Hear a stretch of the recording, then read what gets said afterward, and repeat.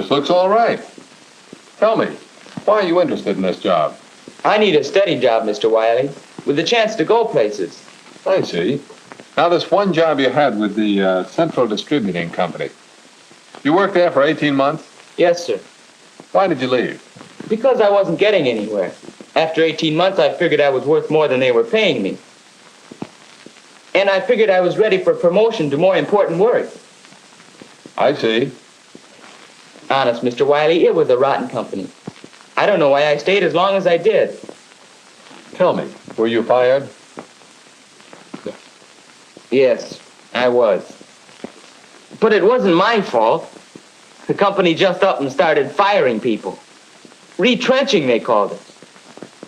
What do you think of that? I think it's a pretty normal situation. A business has to live within its income. Many factors affect that income. Sales, general economic conditions, the development of new industries that replace old ones.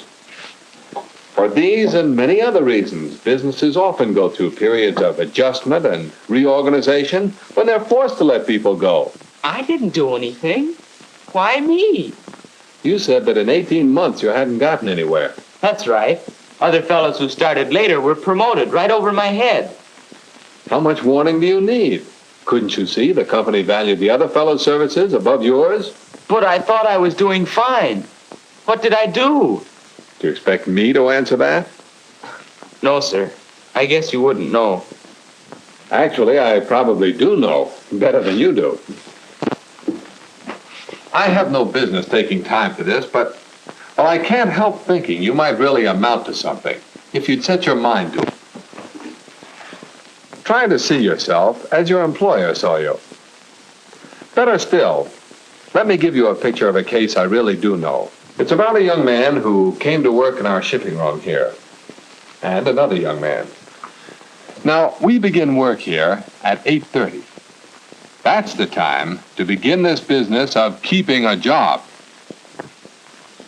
And that's the time Bob Addison began work every day. We could depend on him to be on time and to do his work on time. You might call him an eager beaver. But look at it from the employer's point of view.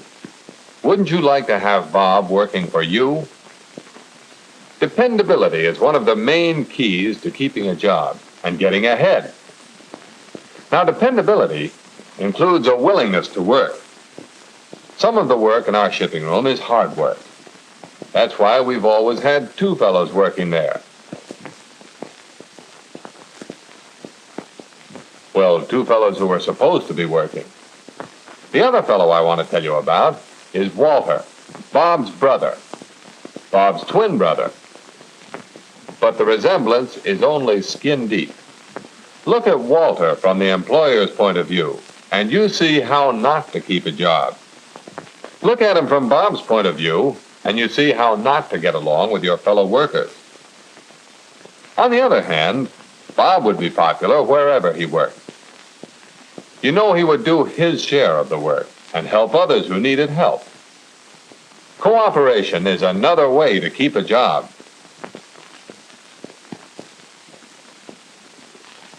Walter finally decides to go to work, but a job he was supposed to do first thing. Actually, he was supposed to run them off the evening before, but he put it off. This is how not to be dependable, how not to cooperate with the company and with your fellow workers in your own and other departments. Poor Walter. Who should come into the shipping room but me? The boss always seems to find out. Walter's manner gave him away. Now, it isn't hard to learn to make good, clean copies on a duplicating machine, and this wasn't the first time I'd had to criticize Walter for making poor copies. And it wasn't the first time he tried to alibi his way out of a situation. The fact was, Walter just couldn't take criticism. Yet how can a man expect to improve on a job if he won't listen to the very people who can help him?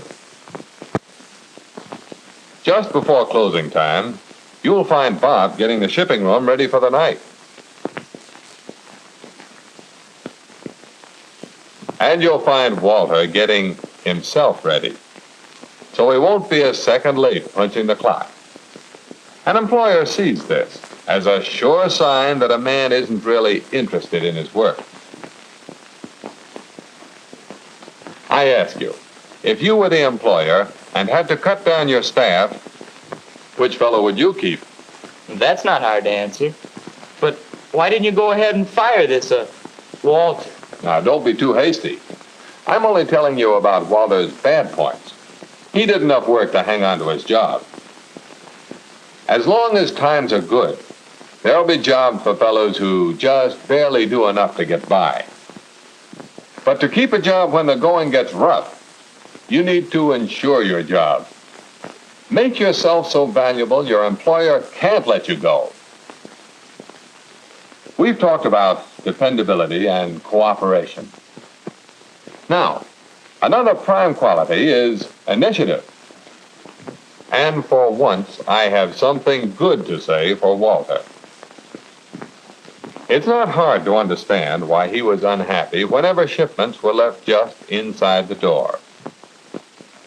The packages had to be hauled all the way across the room for wrapping, then hauled back again when they went out. If you don't like the way things are done, you can spend a lot of time complaining about it. That was Walter's usual way. But this time, he got an idea, and he knew what to do with it. In every company, there's plenty of room for improvement, and the management usually welcomes suggestions from employees. Walter's idea was a practical one, so we adopted it. The company benefits through time saved and less handling of packages. The fellows in the shipping room benefit through having one of their harder jobs made easier. And Walter improved his standing with his employer by his display of initiative. But one good mark isn't enough. One day, not long after, Walter was taking advantage of a lull in the work, and Bob was bringing the shipping records up to date when... What you got there? Shipment for you. Wise guy. Well, finally. The stuff they've been running in here asking about every hour for the last 3 days. Sign here. That's the way it is in this company. They wait till they've run out of something, and everybody runs around like crazy. No system, and nobody in charge with enough brains to start one. What a way to run a business. You don't like the company, why do you work for it? Me, I work for a swell outfit. I'm proud of them. Maybe I'd like to work for them. Could they use me? What for? A press agent? Yes, Walter found out that nobody thinks very much of a man who talks against the company he works for. And what did Walter gain by making that false statement about his company? Nothing, except trouble for himself if it got back to his employer, which it did. I guess it's not very different from the way I was talking to you about the place where I used to work. Well, there's a saying, if the shoe fits. Oh, the shoe fits all right. You knew it would, didn't you? Yep, I could see my shortcomings all over the place. Dependability, initiative, cooperation, and loyalty. I could have done a lot better on every count. You can do better. Come on. Yes, sir.